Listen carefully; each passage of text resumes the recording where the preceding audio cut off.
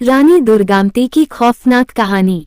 एक अष्टमी की रात श्रेया अपनी बीमार मां के लिए दवाई लेकर घर आ रही थी।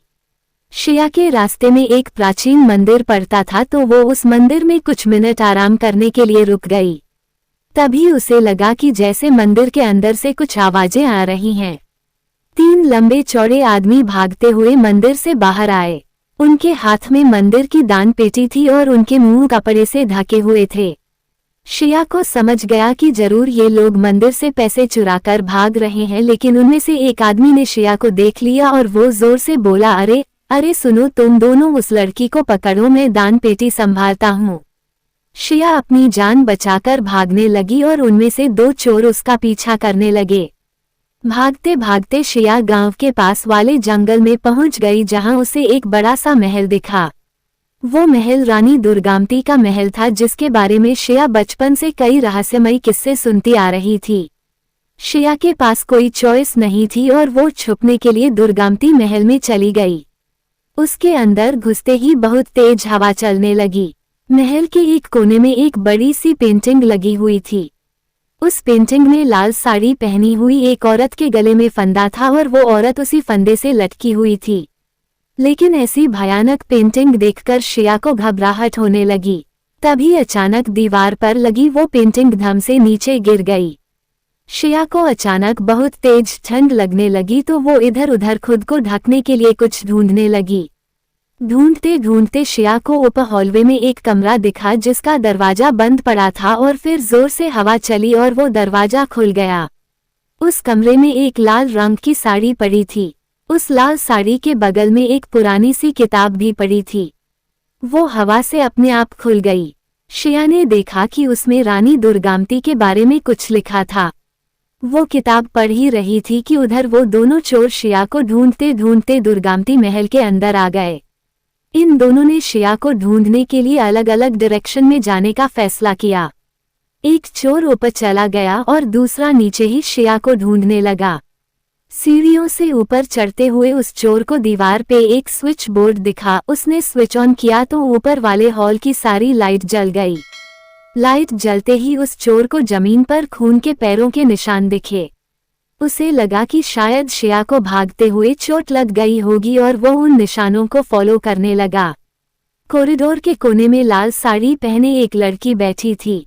उसकी पीठ उस चोर की तरफ थी, इसलिए वो चोर उसका चेहरा नहीं देख पा रहा था।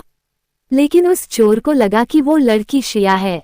जैसे ही वो लड़की मुड़ी, उस चोर के पैरों तले से जमीन खिसक गई। उस लड़की ने घूंघट डाला हुआ था और उसका पूरा चेहरा काले बालों से ढका हुआ था।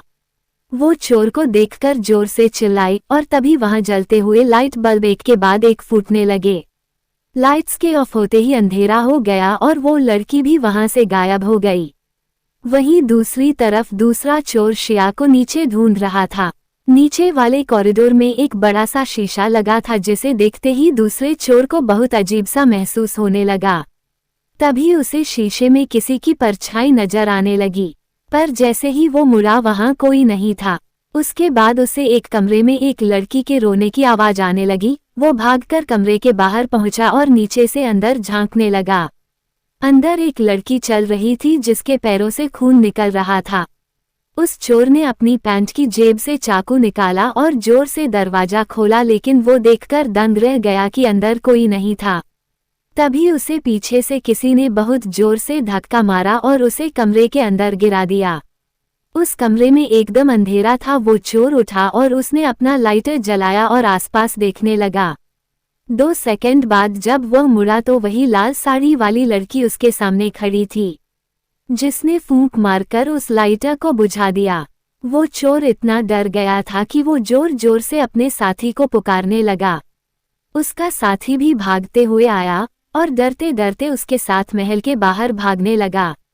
वो दोनों हवेली के बाहर निकलने ही वाले थे कि उनको पीछे से एक बहुत ही डरावनी सी हंसी सुनाई दी। ऐसी डरावनी हंसी जो पूरे महल में गूंज रही थी। वो चोर बिना कुछ सोचे समझे उस महल से कोसों दूर भाग गए।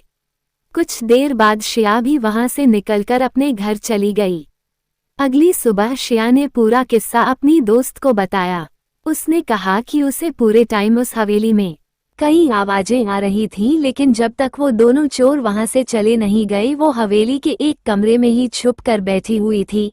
शिया ने अपनी दोस्त से जो कहा अगर वो सब सच था और अगर शिया वाकई पूरे वक्त छुप के बैठी हुई थी, तो वो लाल साड़ी वाली औरत आखिरकार कौन थी?